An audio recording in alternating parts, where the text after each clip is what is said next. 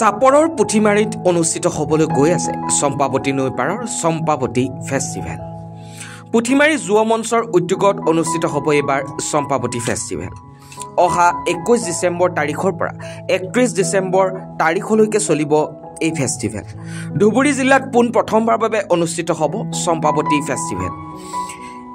এই 11 দিনীয়া কাৰ্যসূচীত প্ৰতিদিনে অনুষ্ঠিত হ'ব অতিথি শিল্পীৰ সৌজন্যত সাংস্কৃতিক সন্ধিয়া। সাংস্কৃতিক সন্ধিয়াত উপস্থিত থাকিব বলিউড আৰু টলিউডৰ শিল্পী। উক্ত অনুষ্ঠানটো সাফল্যমণ্ডিত কৰাৰ বাবে সমূহ ৰাইজৰ উপস্থিতি কামনা কৰিছে আয়োজক সমিতিয়ে।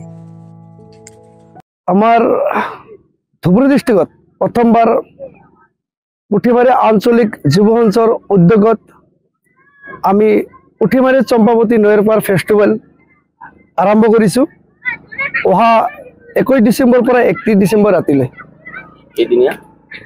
এই ফেষ্টিভেলখনত একচুৱেলি মেলা টাইপৰ বিভিন্ন ধৰণৰ ব্যৱসা বাণিজ্য ইয়াত হ'ব আৰু লগতে আমাৰ যিবিলাক সাংস্কৃতিক সন্ধিয়া প্ৰতিদিন 21 তাৰিখৰ পৰা 31 ডিচেম্বৰলৈকে প্ৰতিদিন বলিউড টলিউড আৰু বাহিৰা যিবিলাক গায়িকা আছে গায়িকাৰ জৰিয়তে ইয়াত ডেইলি সন্ধিয়াত সাংস্কৃতিক সন্ধিয়া অনুষ্ঠিত কৰা হ'ব।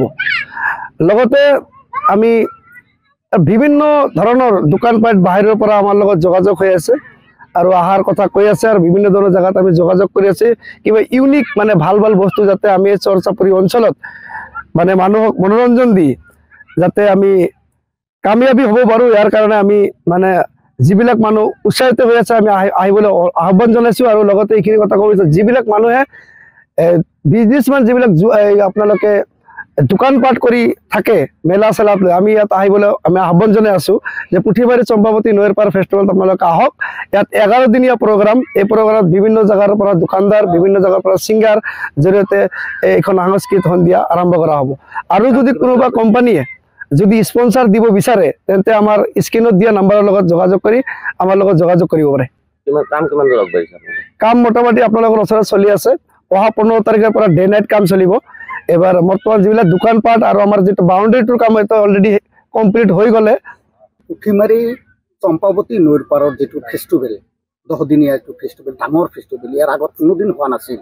আচ্ছা ইয়াৰ অন্তৰালত মেইন উদ্দেশ্যটো কি আছে? উদ্দেশ্যটো আমাৰ এইটোৱে আছিল যে আমি এনেকুৱা এটা জেগাত জীয়াই আছোঁ পুথিমাৰী চৰ চাপৰি জেগাত জীয়াই আছোঁ যে বহু মানুহে নাজানে যে চৰৰ ভিতৰত এটা পিকনিক প্লেচ এটা ভিউজ এনেকুৱা এটা জেগা আছে। আমাৰ মেইন উদ্দেশ্য এইটোৱে চৰবিলাক ভাঙি বৰবাদ হৈ আছে।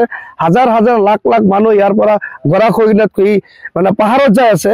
সেইকাৰণে আমি এইখন মেলা পাতিছোঁ যিবিলাক ডাঙৰ ডাঙৰ মন্ত্ৰী মিনিষ্টাৰ আছে আমি ইয়াত ইনভাইট কৰিবলৈ আমি ইনভাইট কৰিম।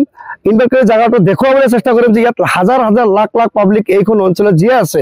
একমাত্ৰ আপোনালোকে দেখিব পাৰে বালাৰ চৰ হাজাৰ হাজাৰ মানুহৰ ঘৰ বাৰী ইয়াৰ পৰা উঠি গৈছে। সেই মানুহবিলাক যায় ক'ত খাচ মাটিত কিমান কিমান মাটিত জীয়াই আছে। তাৰ পৰা আমি আগে পিছে দেখি আছোঁ যে কিমান জেগাত মানে আপোনালোকৰ উচ্ছেদ হৈ আছে। সেইকাৰণে আমি ভাবিছোঁ যে ইয়াত এটা অনুষ্ঠান ডাঙৰকৈ পাতি আমাৰ চৰকাৰৰ তাত আমি দেখুৱাব বিচাৰিছোঁ চৰ চপৰীয়া মানুহবিলাকো একচুৱেলি মনোৰঞ্জনৰ কাৰণে সাজু হৈ থাকে। কিবা উদ্দেশ্যত এইবিলাক মনোৰঞ্জন কৰিব নোৱাৰে। চাপৰৰ পৰা bureau' report Assam north east news live.